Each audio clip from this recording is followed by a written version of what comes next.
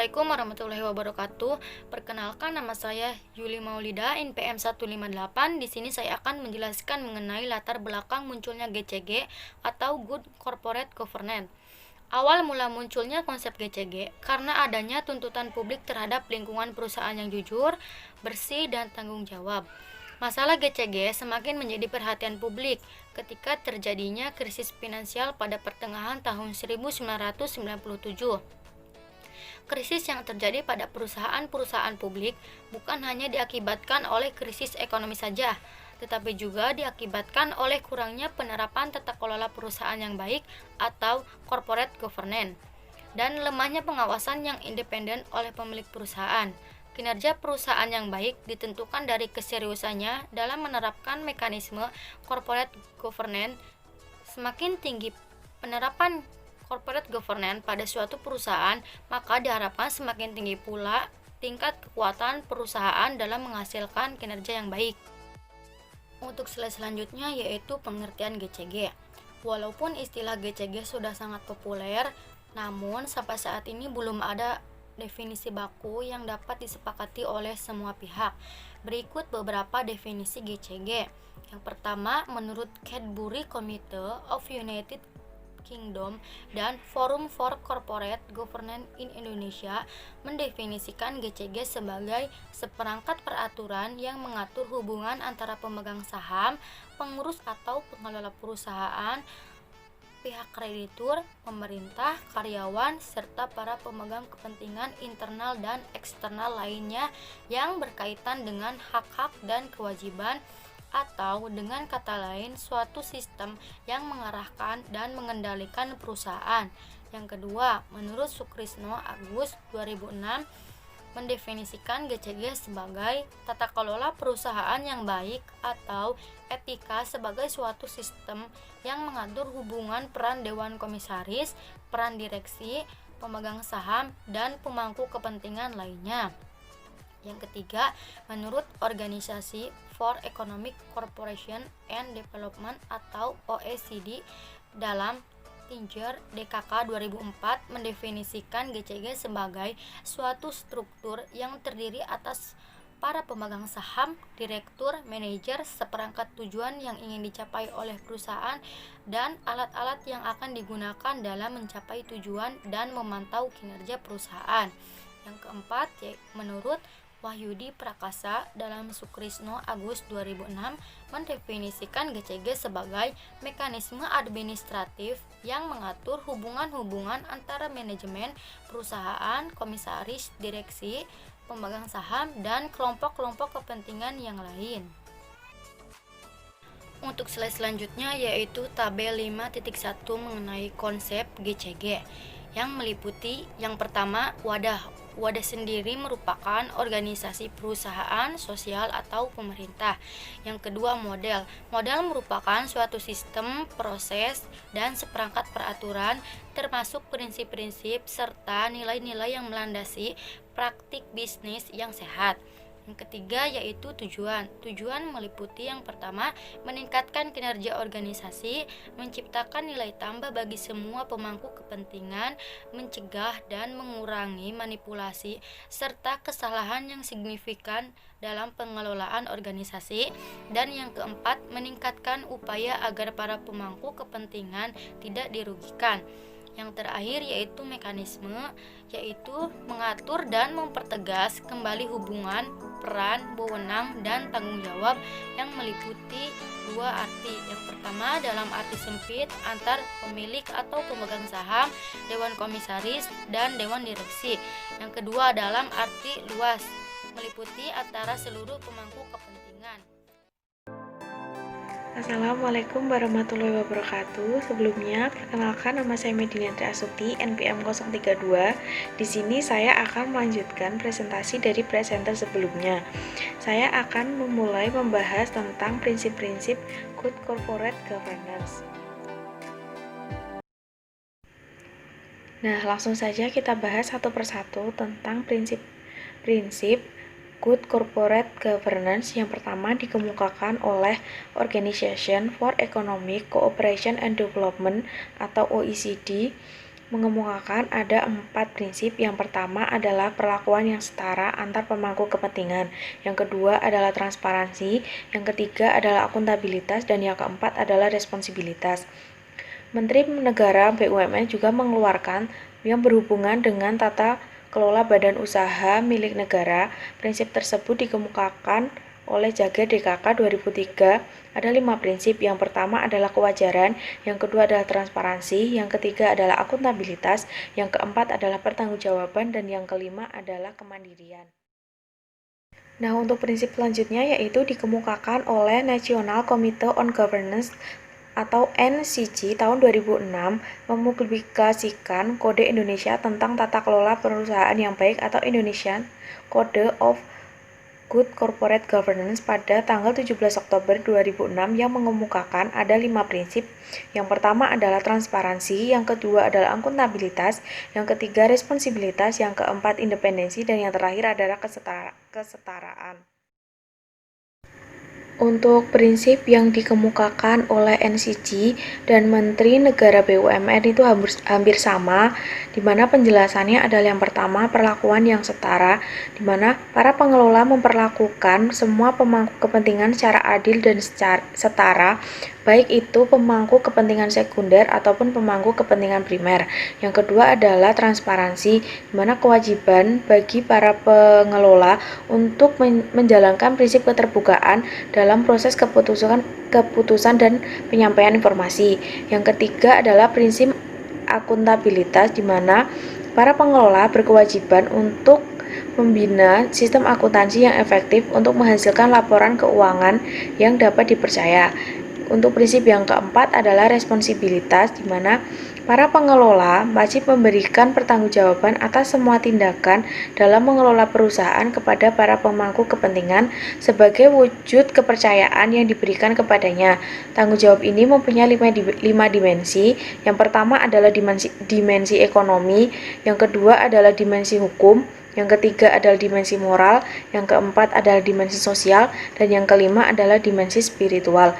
Untuk prinsip yang terakhir yaitu adalah kemandirian, di mana para pengelola dalam mengambil suatu keputusan bersifat profesional, mandiri, bebas dari konflik kepentingan, dan bebas dari tekanan atau pengaruh dari manapun yang bertentangan dengan perundang-undangan yang berlaku dan prinsip-prinsip pengelolaan yang sehat. Nah, prinsip-prinsip tersebut merupakan bentuk dalam mengatasi berbagai skandal yang ada di dalam dunia bisnis. Yang pertama contohnya adalah perlakuan tidak adil yang dihadapi oleh satu atau beberapa para pemangku kepentingan. Yang kedua, maraknya rekayasa laporan keuangan dan sering timbulnya insider trading yang dilakukan oleh para eksekutif puncak dan melibatkan berbagai angkutan publik. Yang ketiga adalah munculnya berbagai kejahatan kerah putih yang sangat canggih, contohnya korupsi, kolusi, nepotisme yang melibatkan para pelaku bisnis dan oknum birokrasi pemerintahan sangat merugikan masyarakat dan perekonomian secara keseluruhan. Untuk selanjutnya yaitu manfaat good corporate governance. Yang pertama dikemukakan oleh Jager DKK tahun 2003, di mana terdapat 5 manfaat dalam penerapan good corporate governance, yaitu yang pertama adalah berdasarkan survei yang dilakukan oleh McKinsey & Company menunjukkan bahwa para investor institusional lebih menaruh kepercayaan terhadap perusahaan-perusahaan di Asia yang telah menerapkan good corporate governance. Yang kedua, berdasarkan analisis, terdapat indikasi keterkaitan antara terjadinya krisis finansial dan krisis berkepanjangan di Asia dengan lemahnya tata kelola perusahaan.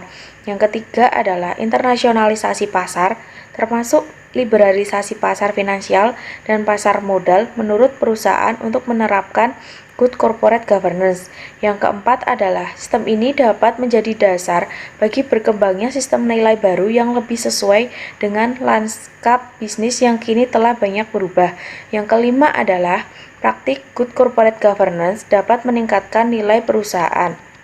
Untuk manfaat yang kedua yaitu dikemukakan oleh Indra Surya dan Ivan Yustia Vandana tahun 2007, di mana manfaat dari penerapan Good corporate governance adalah memudahkan akses terhadap investasi domestik maupun asing.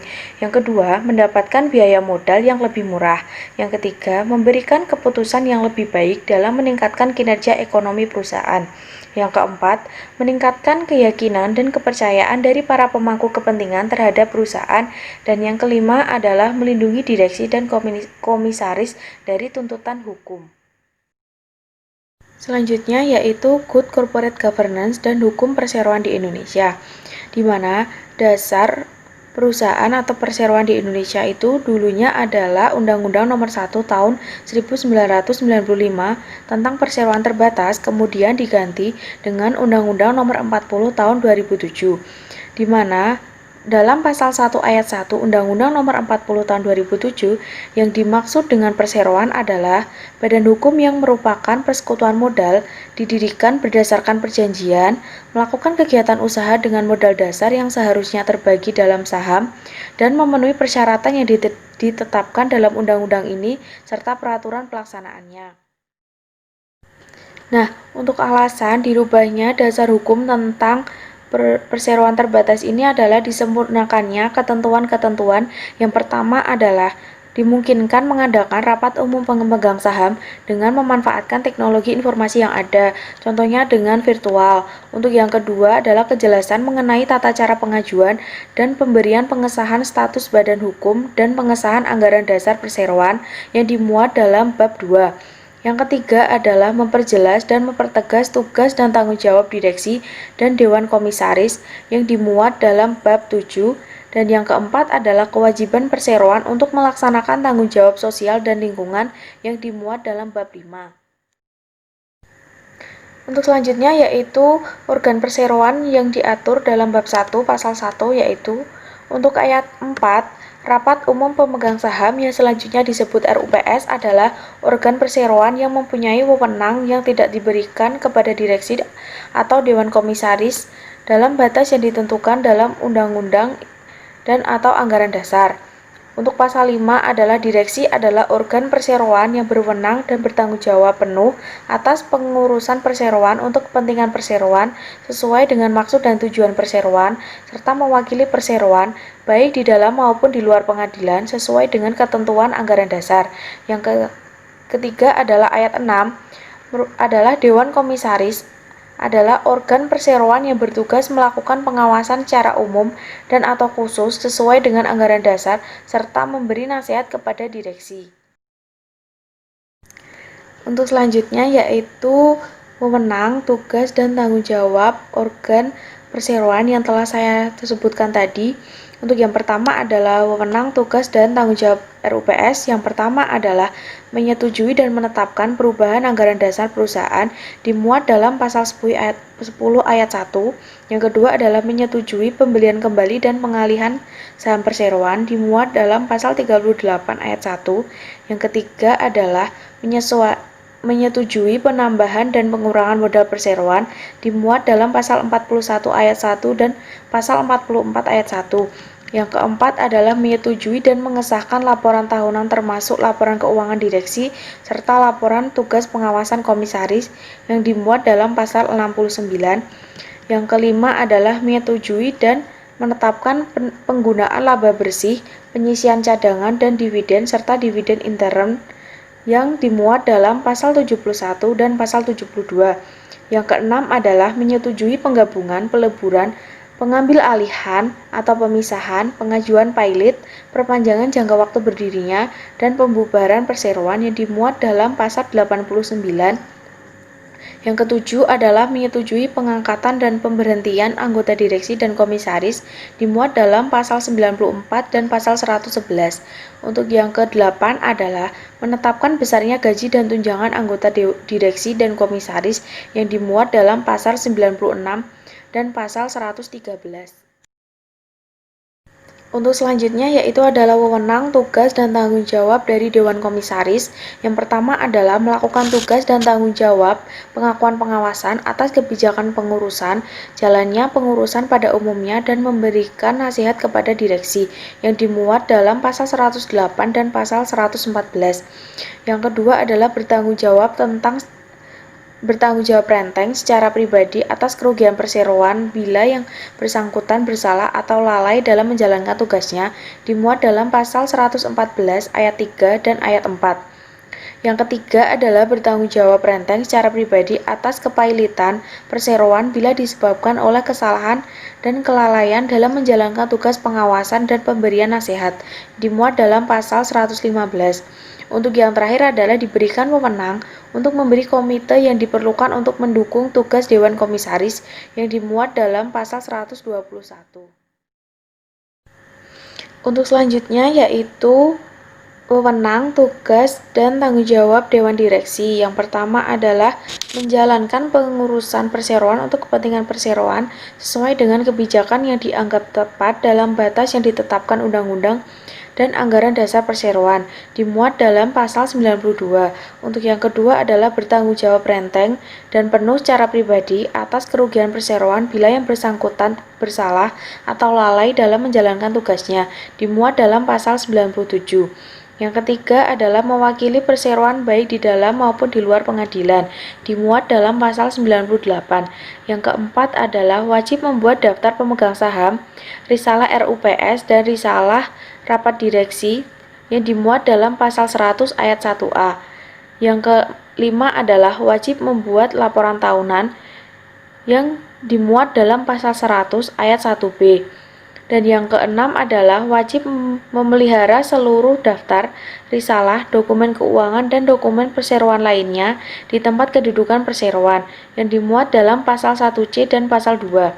Untuk yang ketujuh adalah wajib meminta persetujuan RUPS untuk mengalihkan kekayaan perseroan atau menjadikan jaminan utang perseroan yang dimuat dalam pasal 102, di mana RUPS sendiri merupakan organ tertinggi di dalam suatu perusahaan, di mana untuk Dewan Komisaris adalah tujuannya untuk mengawasi tindakan Dewan Direksi dan memberikan nasihat dan arahan kepada Dewan Direksi dan dalam menjalankan kegiatan perusahaan.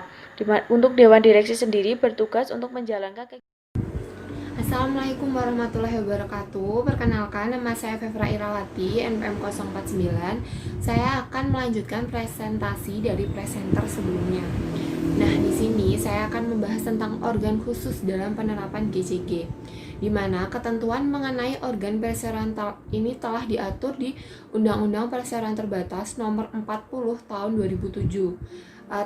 Tetapi pada realitanya undang-undang ini tuh belum mampu menjamin terselenggaranya tata kelola perusahaan yang sehat. Karena apa? Karena dalam undang-undang perseroan terbatas ini dia mengaturnya tuh secara umum seperti itu.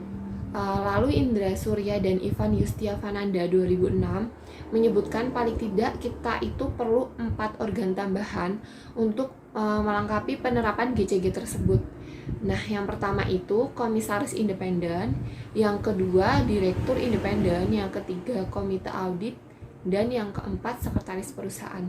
Nah, kita akan bahas satu persatu tentang 4 organ tambahan tersebut. Nah, yang pertama yang akan kita bahas yaitu komisaris dan direktur independen. Nah, pasti teman-teman tahu kan independen sendiri itu artinya apa? Artinya bebas dan tidak terpengaruh apapun. Indra Surya dan Ivan Yustiavananda 2006 mengungkapkan ada 2 pengertian independen terkait dengan konsep komisaris dan direktur independen. Pertama, komisaris dan direktur independen adalah seseorang yang ditunjukkan untuk mewakili pemegang saham independen. Nah, jadi menurut pengertian di sini, komisaris dan direktur ini kan diberhentikan dan ditetapkan oleh RUPS. Sedangkan RUPS itu keputusannya tidak hanya 1 orang, tetapi banyak orang gitu, pemegang saham. Nah, otomatis pemegang saham mayoritas akan memiliki suara yang cukup banyak. Nah, di sini kadang timbulnya penyelewengan karena komisaris dan direktur biasanya melakukan penyelewengan itu dengan mengabaikan suara pemegang saham minoritas seperti itu. Maka paling tidak ada satu komisaris dan direktur independen yang dia itu mewakili pemegang saham minoritas seperti itu. Nah, pengertian yang kedua yaitu komisaris dan direktur independen adalah pihak yang ditunjuk tidak dalam kapasitas mewakili pihak manapun dan semata-mata ditunjuk berdasarkan latar belakang pengetahuan, pengalaman, dan keahlian profesional yang dimilikinya untuk menjalankan tugas demi kepentingan perusahaan. Jadi, untuk pengertian yang kedua ini dia artiannya lebih luas. Intinya pengertian di sini adalah komisaris dan direktur independen ini ditunjuk karena dia mempunyai sifat yang profesionalisme untuk kepentingan perusahaan. Nah, selain dua pengertian ini sebenarnya masih ada pengertian tentang komisaris dan direktur independen. Yang pertama, independent in fact. Nah, di sini adalah menekankan mental dalam mengambil keputusan dengan menekankan pertimbangan profesionalisme tanpa campur tangan pihak luar seperti itu. Yang kedua, independent approach, di mana di sini menekankan bahwa calon komisaris dan direktur independen ini tidak memiliki hubungan darah dengan pemangku kepentingan di perusahaan karena takutnya ada penyelewengan yang terjadi antara komisaris direktur dengan pemangku kepentingan di perusahaan tersebut. Aturan dari PT Bursa Efek Jakarta nomor keputusan 305/BEJ/07/2004 pasal 3.16 dijumpai syarat menjadi direktur independen adalah sebagai berikut. Yang pertama, tidak mempunyai hubungan afiliasi dengan pemegang saham pengendali perusahaan tercatat yang bersangkutan sekurang-kurangnya 6 bulan sebelum penunjukan sebagai direktur tidak terafiliasi. Yang kedua, tidak mempunyai hubungan afiliasi dengan komisaris dan direktur lainnya dari perusahaan tercatat. Nah, yang ketiga, tidak bekerja rangkap direksi pada perusahaan lain. Yang keempat, tidak menjadi orang dalam pada lembaga atau profesi penunjang pasar modal yang jasanya digunakan oleh perusahaan tercatat selama 6 bulan sebelum penunjukan sebagai direktur. Nah, yang selanjutnya kita akan membahas tentang komite audit. Nah, sebenarnya adanya komite audit di sini adalah untuk membantu Dewan Komisaris dalam meningkatkan pengawasannya terhadap komisaris dan direktur karena mungkin banyak meningkatnya penyelewengan skandal pada perusahaan tersebut seperti itu. Hasnati dalam Indra Surya dan Ivan Yustiavananda 2006, tugas tanggung jawab dan wewenang komite audit adalah membantu komisaris, Dewan Komisaris. Nah, yang pertama ini mendorong terbentuknya struktur pengendalian intern yang memadai. Ini merupakan prinsip tanggung jawab. Dan yang kedua, meningkatkan kualitas keterbukaan dan laporan keuangan. Ini merupakan prinsip transparansi. Dan yang ketiga, mengkaji ruang lingkup ketepatan audit eksternal, kewajaran biaya audit eksternal, serta kemandirian dan objektivitas audit eksternal. Ini merupakan prinsip akuntabilitas. Dan yang keempat, mempersiapkan surat uraian tugas dan tanggung jawab komite audit selama tahun buku yang sedang diperiksa eksternal audit. Ini merupakan prinsip tanggung jawab. Selanjutnya, aturan mengenai komite audit ini ada 3. Yang pertama, SE Ketua Bapepan nomor SE03/PM/2000 tentang komite audit untuk perusahaan publik. Yang kedua, keputusan direksi PT BEJ nomor keputusan 305/BEJ/07/2004 tentang pencatatan saham dan efek. Dan yang ketiga yaitu keputusan Menteri Negara Pendayagunaan Badan Usaha Milik Negara nomor keputusan 133/BUMN/1999 tentang pembentukan komite audit bagi BUMN. Nah, yang terakhir kita akan membahas tentang sekretaris perusahaan. Nah, apa sih bedanya sekretaris eksekutif sama sekretaris perusahaan? Jadi, perbedaannya adalah kita akan membahas sekretaris eksekutif dulu. Jadi, sekretaris eksekutif ini dia itu direkrut oleh pejabat eksekutif. Jadi, fungsinya dia adalah untuk membantu pejabat eksekutif tersebut. Misalnya kayak jadwal kegiatan, lalu mengatur jadwal rapat, seperti itu. Intinya dia itu bertanggung jawab untuk membantu pejabat eksekutif tersebut. Nah, untuk sekretaris perusahaan sendiri, ini dia mempunyai jabatan yang tinggi dan strategis. Karena apa? Karena dia merupakan penghubung antara perusahaan dengan pihak luar. Nah, di samping itu, tugas sekretaris perusahaan itu yang pertama menyimpan dokumen perusahaan, yang kedua daftar pemegang saham, dan yang ketiga risalah rapat dan direksi RUPS. Nah, sebenarnya tugas sekretaris perusahaan itu masih banyak lagi, tidak hanya 3 itu.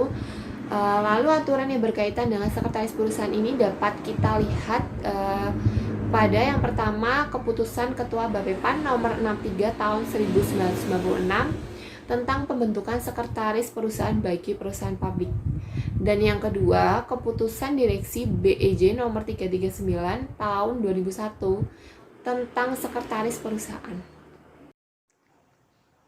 Assalamualaikum warahmatullahi wabarakatuh. Perkenalkan, nama saya Ayuantini, NPM 055 dari kelas A3. Nah, di sini saya akan melanjutkan presentasi dari Mbak Fevra. Nah, pada slide ini saya akan menjelaskan tentang GCG dalam BUMN.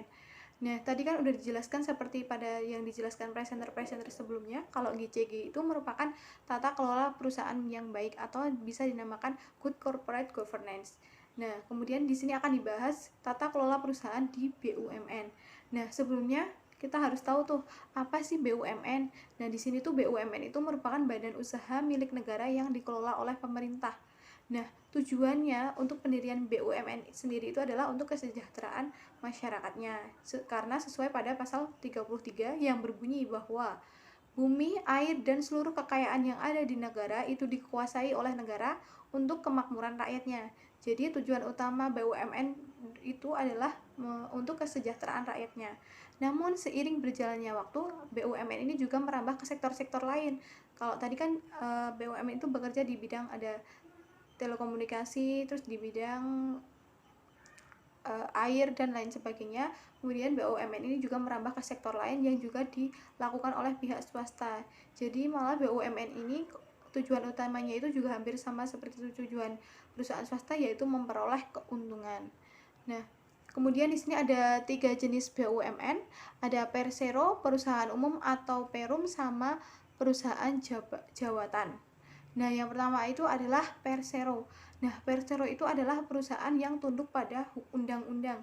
Nah, di sini tuh Persero itu untuk memperoleh modalnya itu yaitu terdiri atas saham-saham. Nah, untuk tujuannya itu yaitu memperoleh keuntungan. Nah, kemudian apa sih yang membedakan Persero sama perusahaan swasta lainnya? Yang membedakan adalah pada kepemilikan sahamnya. Kalau Persero itu kepemilikan sahamnya itu sebagian besar dimiliki oleh pemerintah atau negara. Kalau untuk perusahaan swasta dimiliki oleh individu ataupun lembaga. Kemudian yang kedua itu adalah perum atau perusahaan umum. Nah, perusahaan umum itu juga merupakan perusahaan negara yang modalnya itu diperoleh dari setoran pemerintah. Kemudian tujuannya itu untuk memperoleh keuntungan, tapi tidak hanya untuk memperoleh keuntungan, tetapi juga ada misi sosial. Nah, contohnya itu adalah Bulog. Bulog merupakan sembako yang murah kan. Nah, itu Bulog itu digunakan untuk masyarakat menengah ke bawah. Jadi juga ada misi sosialnya. Kemudian yang ketiga itu adalah perusahaan jawatan atau perjan. Nah, di situ perusahaan jawatan itu modalnya itu disisihkan dari APBD dan dikelola oleh Departemen Teknis Pemerintah. Nah, contohnya itu adalah PT KA, yaitu kereta api. Nah, kemudian kita cari permasalahannya. Nah, di sini tuh BUMN itu memiliki permasalahan pada keuntungannya. Jadi BUMN ini memiliki keuntungan yang lebih rendah dibandingkan total harta yang dimilikinya. Nah, kemudian pemerintah berpikir, loh, bagaimana bisa keuntungannya itu rendah? Ternyata keuntungannya rendah itu akibat tata kelola perusahaan yang buruk pada BUMN. Nah, kemudian pemerintah itu menggunakan atau menerapkan GCG atau tata kelola perusahaan yang baik pada BUMN untuk meminimalisir risiko dan meningkatkan keuntungannya. Jadi BUMN mulai menerapkan GCG dalam pengelolaannya. Kemudian di situ adalah tujuan GCG. Nah, untuk tujuan GCG itu ada 5. Yang pertama itu adalah memaksimalkan nilai BUMN dengan cara meningkatkan prinsip keterbukaan, akuntabilitas, dapat dipercaya, bertanggung jawab, dan adil. Jadi memaksimalkan nilai BUMN-nya. Kemudian yang kedua itu mendorong pengelolaan BUMN secara profesional dan transparan serta efisien. Terus yang ketiga itu mendorong agar organ dalam membuat keputusan dan menjalankan tindakan dilandasi moral yang tinggi. Jadi dalam melaksanakan tindakan atau kegiatan di BUMN itu harus dilandasi moral, etika atau moral yang tinggi. Kemudian ada meningkatkan kontribusi BUMN dalam perekonomian nasional, dan yang terakhir adalah menyukseskan program privatisasi. Nah, kemudian di sini ada prinsip GCG. Nah, prinsipnya itu ada 5, ada transparansi, kemandirian, akuntabilitas, pertanggungjawaban, dan kewajiban. Nah, untuk prinsip yang pertama itu adalah transparansi. Jadi ketika mengambil keputusan ataupun untuk mengemukakan informasi material dan relevan tentang perusahaan itu harus transparan. Jadi dalam melaporkan informasi itu harus dilaporkan secara transparan. Kemudian yang kedua itu adalah kemandirian. Jadi dalam mengelola perusahaan itu tidak bergantung sama pihak lain atau tidak berbenturan dengan pihak lain ataupun tekanan dari pihak lain. Yang ketiga ada akuntabilitas, yaitu kejelasan fungsi pelaksanaan dan pertanggungjawaban organ sehingga pengelolaan perusahaan terlaksana dengan secara efektif. Yang keempat pertanggungjawaban, jadi pengelola perusahaan itu juga memiliki tanggung jawab, harus sesuai dengan perundang-undangan yang berlaku. Kemudian yang terakhir adalah kewajaran, jadi adanya keadilan dan kesetaraan antara pihak-pihak yang terkait seperti pemangku kepentingan maupun pengelola perusahaan. Nah, saya akan melanjutkan presentasi saya tadi tentang GCG dalam pengawasan pasar modal di Indonesia. Nah, sebelumnya kita itu harus tahu apa itu pasar modal. Nah, pasar modal itu merupakan pasar di mana berbagai instrumen keuangan jangka panjang itu dapat dijual belikan, baik dalam bentuk utang ataupun modal sendiri, baik yang dikeluarkan pemerintah ataupun yang dikeluarkan oleh pihak swasta. Nah, untuk yang di pasar modal ini yang diperjualbelikan hanya instrumen keuangan jangka panjang seperti obligasi, saham, dan instrumen derivatif. Nah, di sini ada lembaga dan unsur penunjang pasar modal. Ada sekitar 10. Ada Bapepam LK, Bursa Efek, lembaga clearing, emiten, underwriter, investor atau calon investor, akuntan publik, notaris, konsultan hukum, dan konsultan keuangan. Nah, di sini kita akan mulai bahas satu persatu. Untuk yang pertama adalah Bapepam LK atau Badan Pengawas Pasar Modal dan Lembaga Keuangan. Nah, Bapepam ini didirikan oleh pemerintah. Nah, Bapepam ini memiliki fungsi untuk mengawasi lembaga-lembaga yang terkait dalam pasar modal agar berjalan secara adil dan efektif. Kemudian ada yang kedua yaitu Bursa Efek. Nah, Bursa Efek itu merupakan lembaga yang menyelenggarakan kegiatan perdagangan sekuritas. Kemudian ada lembaga clearing. Lembaga clearing ini memiliki fungsi untuk menyimpan dan mengatur arus fisik sekuritas tersebut. Kemudian yang keempat ada emiten. Emiten di sini merupakan perusahaan yang akan melakukan jual beli di bursa tersebut. Kemudian ada underwriter. Nah, underwriter ini memiliki fungsi untuk memastikan agar si emiten ataupun perusahaan itu dapat melakukan jual beli secara sukses. Kemudian ada investor atau calon investor, perorangan ataupun lembaga yang akan melakukan transaksi jual beli ataupun akan membeli sekuritas di bursa tersebut. Kemudian ada akuntan publik. Nah, akuntan publik di sini tuh adalah lembaga yang berfungsi untuk menganalisis ataupun mengaudit laporan keuangan dari emiten. Jadi akuntan publik ini akan memberikan opini, apakah itu opini wajar tanpa kecualian atau opini lain, sehingga akan digunakan si emiten dalam melakukan penjualan di bursa. Kemudian ada notaris. Nah, notaris di sini tuh lembaga hukum yang memberikan dasar keabsahan secara legal berbagai peristiwa kegiatan penting dalam usahanya. Kemudian ada konsultan hukum. Nah, konsultan hukum itu lembaga yang diperlukan emiten untuk meyakinkan, memastikan dan memeriksa bahwa si emiten ini tidak memiliki sengketa hukum dengan pihak lain. Nah, kemudian yang terakhir itu ada konsultan keuangan. Nah, konsultan keuangan di sini tuh digunakan emiten untuk melakukan konsultasi tentang keuangan di perusahaan. Jadi sebelum melakukan penjualan sekuritas di bursa, emiten itu melakukan konsultan keuangan terlebih dahulu. Nah, kemudian fungsi dari Bapepam. Nah, di sini tuh Bapepam itu kan badan yang didirikan oleh pemerintah.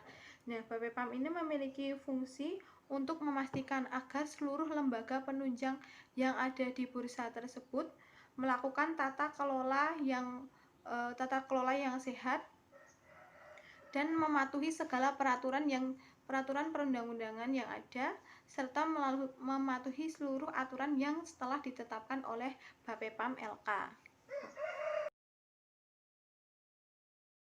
Saya akan menjelaskan slide terakhir, yaitu tentang GCG dalam perbankan di Indonesia. Nah, krisis ekonomi yang melanda, yang dimulai pada akhir abad ke-20, yang dimulai dengan krisis moneter itu menunjukkan bahwa dunia perbankan di Indonesia itu tata kelolanya itu masih rendah atau masih lemah.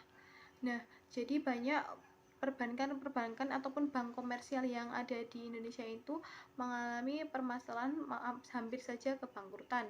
Kemudian sebagai institusi tertinggi, Bank Indonesia melakukan pengawasan kepada setiap bank-bank komersial yang ada.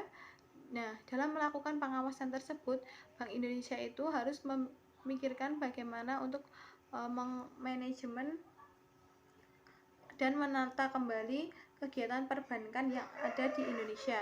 Nah, kemudian Bank Indonesia mengeluarkan peraturan Bank Indonesia nomor 84 PBI 2006 tanggal 30 Januari 2006, yaitu tentang penerapan ataupun implementasi GCG di bank-bank komersial. Jadi Bank Indonesia itu sebagai institusi tertinggi itu melakukan pengawasan dan kemudian mengeluarkan peraturan untuk adanya penerapan GCG di bank-bank komersial yang ada di Indonesia.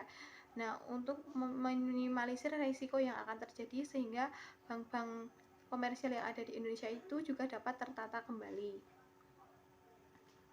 Sekian presentasi dari kelompok kami, ada kurang lebihnya mohon maaf. Saya akhiri. Wassalamualaikum warahmatullahi wabarakatuh.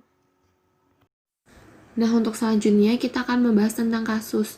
Judul kasusnya adalah Cegah Potensi Korupsi, Pupuk Indonesia Pertahankan Sertifikat Anti Penyuapan SNI.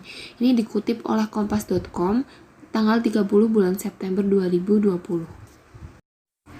Untuk penjelasan dari kasus ini adalah PT Pupuk Indonesia Persero memperoleh sertifikasi Sistem Manajemen Anti Penyuapan atau SMAP ini dari PT Amerika Sistem Registrasi Internasional Indonesia pada Senin tanggal 28 bulan Oktober 2019. Nah, hal tersebut bisa diperoleh oleh PT Pupuk Indonesia karena menerapkan prinsip-prinsip GCG. Nah, prinsip yang diterapkan oleh PT Pupuk Indonesia sendiri itu adalah yang pertama, transparansi, yaitu keterbukaan dalam mengemukakan informasi material dan relevan mengenai perusahaan. Nah, prinsip ini bisa kita lihat pada informasi yang diungkapkan meliputi hal yang berkaitan dengan sasaran perusahaan atau target perusahaan untuk menyertifikasi 6 anak usahanya dengan SMAP ini, pengelolaan risiko, pengendalian intern, dan pelaksanaan GCG. Untuk yang kedua yaitu responsibilitas, yaitu di mana kesesuaian dalam pengelolaan perusahaan terhadap peraturan perundang-undangan yang berlaku dan prinsip-prinsip perusahaan yang sehat. Prinsip ini dapat kita lihat pada pernyataan Kepala Komunikasi Korporat PT Pupuk Indonesia ini, Bapak Wijaya Laksana, untuk meningkatkan penerapan GCG dan menjunjung tinggi anti korupsi dalam proses bisnis perusahaan guna untuk memperoleh target sertifikasi anti penyuapan dengan arahan Kementerian BUMN yang tertuang dalam Surat Kementerian BUMN nomor S/17/S MBU-02-2020.